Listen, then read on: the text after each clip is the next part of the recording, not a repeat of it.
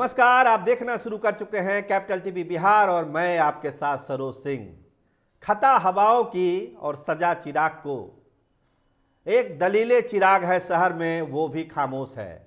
तो क्यों खामोश है चिराग पासवान और किस बात की सजा उनको दी जा रही है, आज इन तमाम मुद्दों पर हम बात करने वाले हैं और आपको ये बताएंगे कि अगले 48 घंटों में चिराग पासवान क्या क्या करने वाले हैं, कौन से फैसले लेने वाले हैं और किसको झटका लगने वाला है। तो हमारे जो सोर्स हैं वो यही बता रहे हैं कि झटका तो महागठबंधन को लग चुका है। महागठबंधन का जो ऑफर था, खासकर तेजस्वी यादव ने जो ऑफर दिया था चिराग पासवान को, लगता है कि चिराग ने उस ऑफर को ठुकरा दिया, उसको रिजेक्ट कर दिया। तो बात हुई क्या, क्यों हो गया रिजेक्ट? तो दो तीन बातें कही जा रही है। इस जो तालमेल नहीं बैठ पाया उसकी सबसे बड़ी है वजह सीटों की संख्या, जो एनडीए के साथ भी लागू है।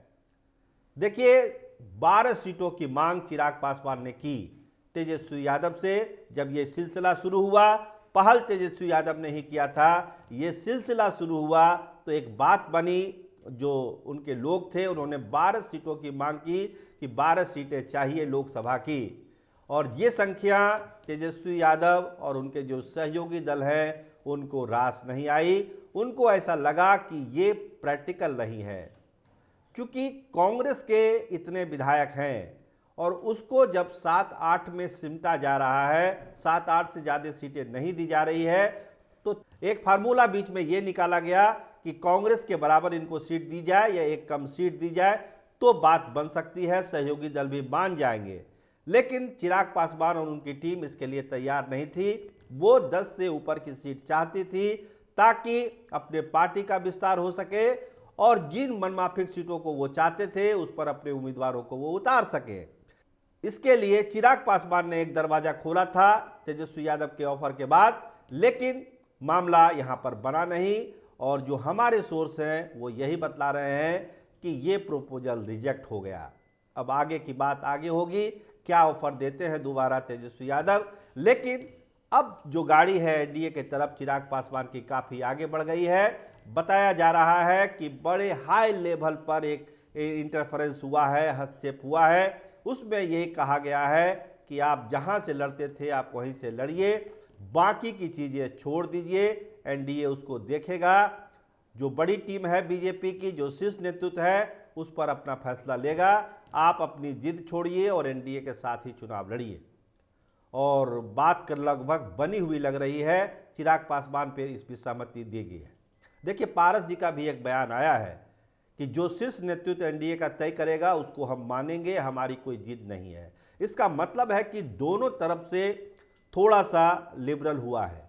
जो जिद पर अड़े थे चाचा भतीजा, दोनों के रुख में अब लचीलापन है। इसका मतलब है कि वार्ता सही डायरेक्शन पर जा रही है और बीजेपी ने जो फार्मूला निकाला था चाचा भतीजा को एक करने का, वो फार्मूला अब रंग ला रहा है। सीटों की संख्या बताई जा चुकी है उनको। हम लोग भी बार बार कह रहे हैं कि सीटों की संख्या को चिराग पासवान को और पशुपति कुमार पारस को बता दिया गया है, किन किन सीटों पर लड़ना है ये भी कहा कर दिया गया है। देखिए, चिराग को जमुई लड़ना है, इसको लेकर अब कोई कन्फ्यूजन नहीं है, खासकर बीजेपी को में।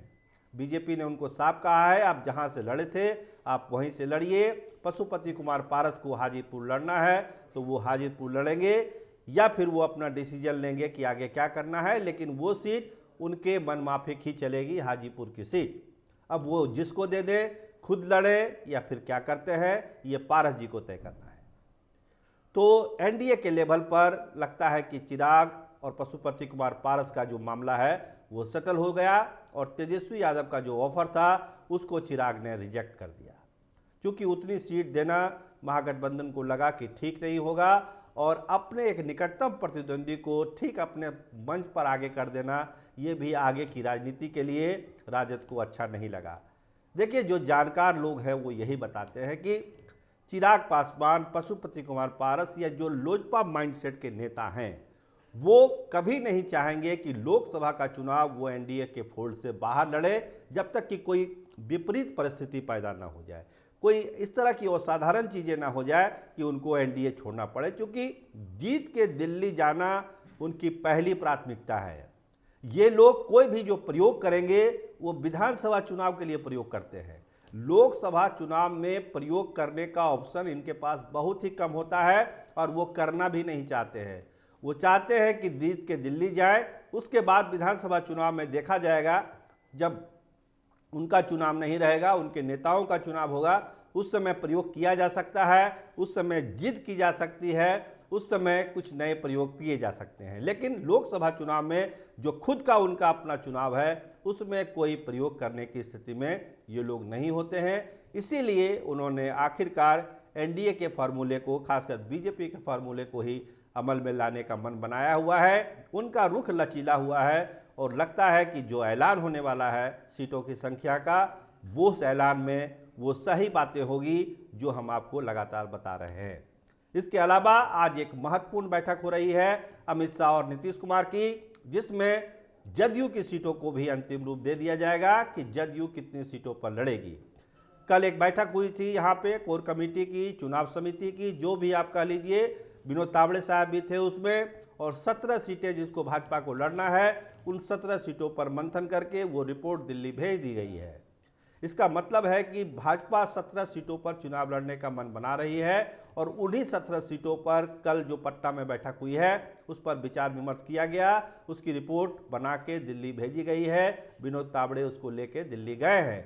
इसके अलावा जो बात हम कहने जा रहे हैं कि जो जदयू की सीटें हैं, जो हम बार बार कह रहे हैं कि भाजपा का जो प्रदेश इकाई है वो 10 से 12 सीट देने के लिए ही तैयार है, उसी के अनुरूप उन्होंने अपना सिफारिश, रिकमेंडेशन जो कहिए उनको भेजा है। लेकिन दिल्ली के स्तर पर लगता है कि उस सीटों में 1-2 सीटों का इजाफा भी हो सकता है, वो संख्या 13 या 14 भी हो सकती है। लेकिन बिहार प्रदेश जो है भाजपा, वो 12 सीटों पर ही सीमित करना चाहता है जनता दल यूनाइटेड को। बाकी सीटें सहयोगियों या फिर भाजपा की कुछ सीटें बढ़ाने की कोशिश की जा रही है। लेकिन कहा यह जा रहा है कि बीजेपी लड़े तो कम से कम 1-2 सीट जेडीयू से ज़्यादा लड़े और बड़े भाई की भूमिका में बिहार में वो रहे, जहां तक लोकसभा चुनाव का सवाल है।